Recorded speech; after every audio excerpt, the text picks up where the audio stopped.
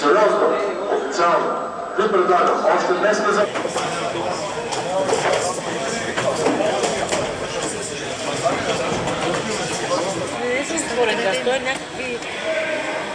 Първия момент в нашето обращение, че е свързан с това, че предупредихме хората, че след 10 часа срещу тях има готовност да се приложи сила.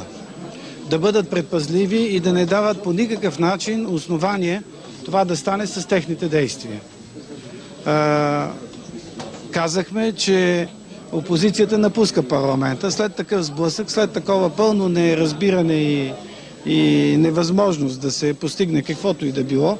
След такъв конфликт ние не можем да останем в този парламент. Че отиваме към подготовка на национална политическа стачка и към гражданско неподчинение. И завършваме отново с призив хората да не дават никакви основания срещу тях да се прилага сила. Имаше ли преговори изобщо? Не. На практика нямаше. А с господин Ние му казахме нашето предложение за тяхната декларация и за гласуване на нашата декларация в Народното събрание и срещнахме пълно неразбиране. А не излязаха ли извън това, което очаквахте нещо? Своята отговорност ние носим.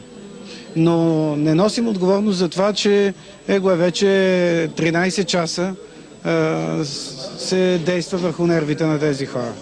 Защото ние сме от 13 часа тук. Кой трябва да я поеме там? Мнозинство можеше да прогласува против нашата декларация и да си отиде.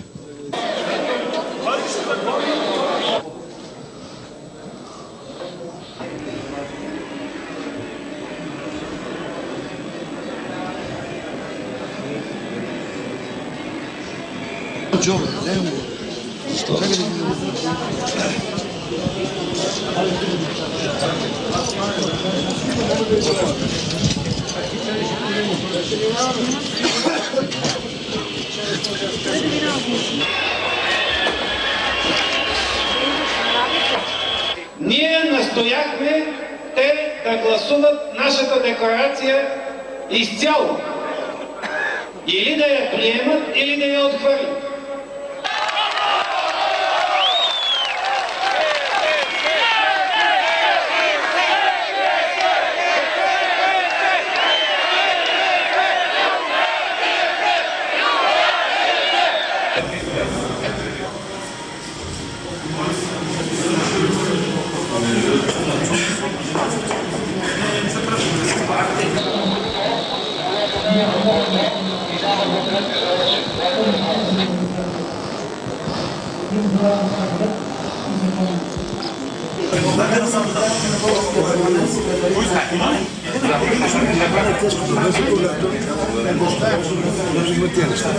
Критика момчетата тук.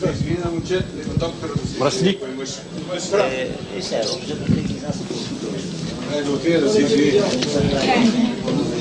Господин Костов, за какво говорихте с левицата сега? Слушам обвиненията тук, че съм мръсник и така нататък. Някакви Това е разговори. терминологията. Добре е да ги запишете какво говорят. Добре,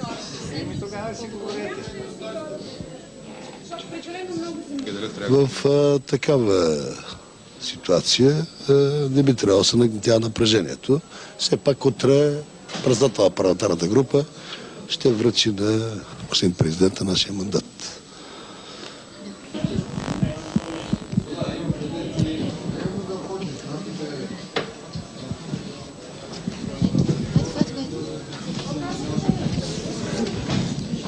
Господин Стоянов, за какво говорихте?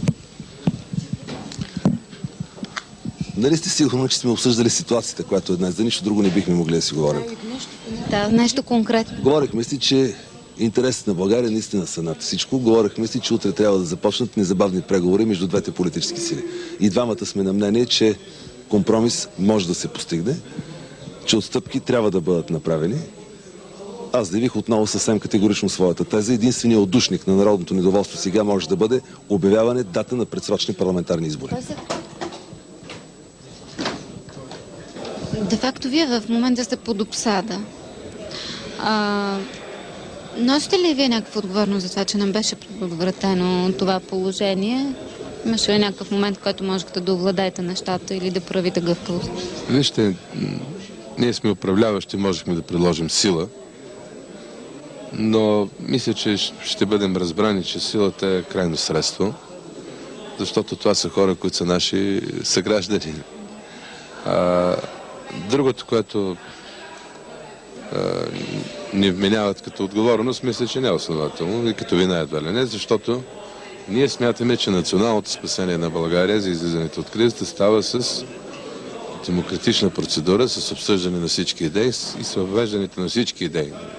Политици, на политически сили, на парламентарни групи в една система от мерки, които определят политиката днес и за близка и по-далечна перспектива. Затова ние не можем да абдикираме от тази отговорност и смятаме, че трябва да съставим правителство, което да обясни какво ще прави, как ще реши проблемите на обществото, за да му вдъхне надежди и да направи по-поносима сегашната тежка установка.